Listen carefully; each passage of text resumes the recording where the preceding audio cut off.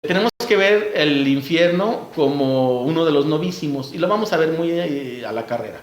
No forma parte del estado de gracia, pero sí de las consecuencias, ¿sí? El infierno, dice, la culpa hace maligna la voluntad de los condenados. Entonces, fíjense, ¿cuál es la causa del infierno? La culpa del pecado. Que aquel pecador no confió en la misericordia de Dios, por lo tanto no dejó que Jesucristo cargara con su culpa. Dijo, no, yo cargo con mi culpa, y esa culpa lo lleva al infierno, porque el hombre no puede cargar con ninguna culpa de pecado.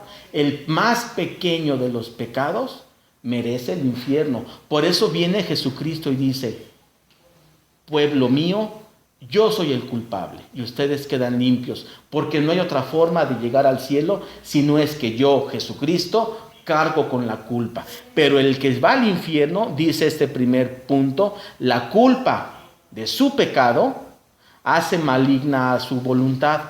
Por lo tanto, permanece en desesperación y son contrarios a la voluntad de Dios, porque la voluntad de Dios es que todos los hombres se salven y lleguen al conocimiento de la verdad. Pero este hombre se mantiene en la desesperación por la culpa. Entonces la voluntad perversa del pecado contra Dios es la que la constituye la culpa y va perseverando en esa culpa. Además, esa culpa se va acrecentando, ¿sí? Los que están en el infierno han salido de esta vida con mala voluntad hacia Dios, y por eso su culpa no ha sido perdonada.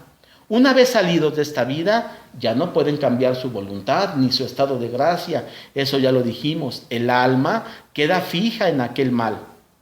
Entonces, los que están en el infierno fueron hallados en el momento de su muerte con voluntad de pecar, con voluntad de odiar, con voluntad de aborrecer. Tienen culpa infinita y merecerían la pena infinita, pero Dios nada más les da, aún en su misericordia, la pena eterna en cuanto a tiempo, pero no infinita en cuanto a castigo. Hasta allí, tú lo revisas. Adelante lo voy a comentar. A ver. La pena eterna. La pena de los condenados ya no es infinita en cantidad, ya que la dulce bondad de Dios hace llegar su rayo de misericordia incluso al infierno. Esto está sacado de la teología, la que me estoy basando, de Santa Catalina de Génova.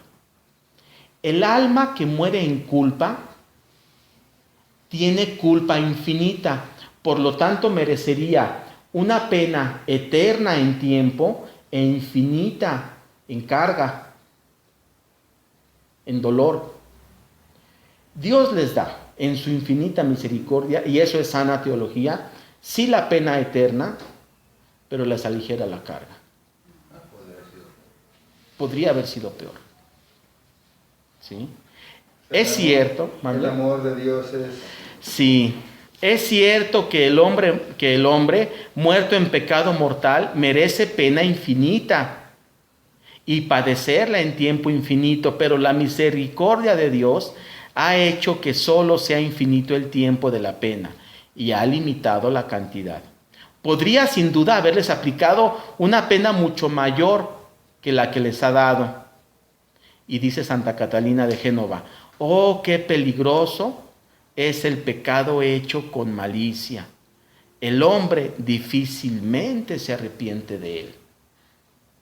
Aquel que peca, no nosotros, y que Dios no nos permita, aquel que peca con malicia y dice, y si pudiera lo volvería a hacer, eso es malicia. El hombre no se arrepiente de eso. Por eso dice Santa Catalina, qué peligroso es ese pecado. El designio. Esta parte del designio es algo raro. A ver, le voy a dedicar 3 minutitos. El designio es el acto de muerte y después viene el juicio. Si Dios, y es del Tratado del Purgatorio de Santa Catalina de Génova, Si Dios nada más hasta la muerte dejara al más pecador que dijera, híjole, ese es bien pecador, no ocurre así, ni nunca ocurriría. Pero imagínense que Dios dijera, ay, ese es bien pecador, a ese nomás lo voy a dejar con la muerte, no le voy a dar un veredicto. Esa falta de designio es peor que el infierno. Dios les aligera el infierno al darles un designio. El alma, voy a leer la diapositiva, dice el designio, el alma en pecado no tiene para sí otro lugar que el infierno, pero es por designio de Dios. Y si el alma en aquel tormento no encontrara aquella orden justa de Dios, sufriría un infierno peor y mayor de lo que el infierno es. Por eso, no hallando lugar más conveniente ni de menores males, el alma prefiere arrojarse al infierno que estar sin designio, el alma culpable. Esa palabra de designio, busquen en el catecismo, viene muy claro el designio. De hecho es algo así como el pasaje del Evangelio donde, no recuerdo bien, no soy bíblico, le pide que tú has tenido, es que así va más o menos, tú has tenido mucho gozo en esta vida y pídele por lo menos que me endulce. El Lázaro y el... Sí, tiene más que ver con este otro pasaje. Cuando Jesús expulsa a los demonios y dice a los demonios, no nos dejes así, ordénanos por lo menos a irnos a aquellos cerdos. No nos dejes así, que es peor. Ordénanos algo. Dinos qué hacer. Es más bien con eso. Creo que en términos como terrenales sería como la incertidumbre, ¿no? Que a veces la incertidumbre es no tener nada seguro. Pues sí, pero el designio es peor. Sí, sí. Claro, es una semejanza. ¿Qué nada? Bueno. Entonces, en el infierno, los demonios, los ángeles caídos, ¿sí atormentan a esa alma que está en el infierno, que se va al infierno? A ver, vamos a ver cómo es la siguiente diapositiva. El sufrimiento eterno, dice, el alma en pecado mortal muere blasfemando. Blasfema contra Dios, blasfema contra su juicio y blasfema contra su veredicto. En cuanto recibe el veredicto, se arroja al infierno blasfemando, odiando, corrompiéndose más. Y blasfema eternamente contra Dios. Blasfema contra los salvos y contra toda la creación. Además blasfema, odia, repudia a los otros condenados. Que tú digas, los diablillos entre ellos están en fiesta. No. Están en odio, blasfemia, corrompimiento total. Su desdicha aumenta conforme permanecen en el infierno. Ese es su eterno destino. No lo podemos decir más claro. Esto es de Santa Catalina de Génova. Vean ese libro, ¿sí? Entonces esos chamuquillos que ya se quedan ahí eternamente. O sea, ¿no crees que los chamuquillos andan felices entre ellos? No. Pero el chamuco mayor los agarra para que... No, esas son formas de decir. Mira, es diferente el ángel caído, que hay miriadas en el infierno, al hombre caído y condenado. No te sé decir, ni es tema de este diplomado, cómo es la vida del diablo en el infierno. Sí es tema de este diplomado decir cómo es la vida del condenado, el hombre condenado en el infierno. Los diablos no se quedan.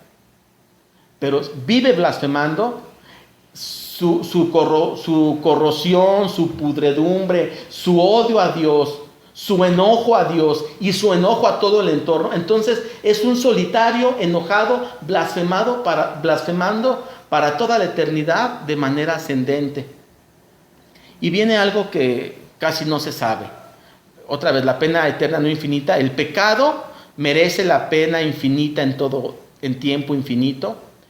En su inmensa misericordia, el sacrificio de Jesucristo aminora el tamaño de la pena, no acorta el tiempo. Y fíjense lo que dice. Cada culpable del infierno recibe el tamaño de la pena de acuerdo a su culpa. O sea, también hay grados. Hasta allí. Sí. No grados, niveles de sufrimiento. O cuantía de sufrimiento, no niveles, porque podemos hablar nivel A, nivel B, nivel C, nivel A.1, A.2, no.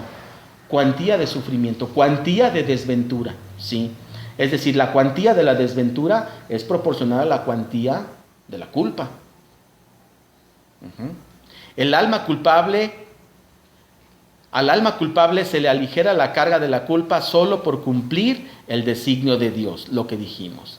Aún así, el ser con mayúscula, ¿se acuerdan de la participación del ser? La semana pasada dijimos del no ser al ser. Aún así, el ser con mayúscula le sigue dando el acto del ser, que ya eso es ventaja. Bien. Por último, el cielo. Para terminar, vamos a terminar la siguiente clase con el tema del cielo, que es el fin último hacia el cual tendemos, y solamente viene una diapositiva.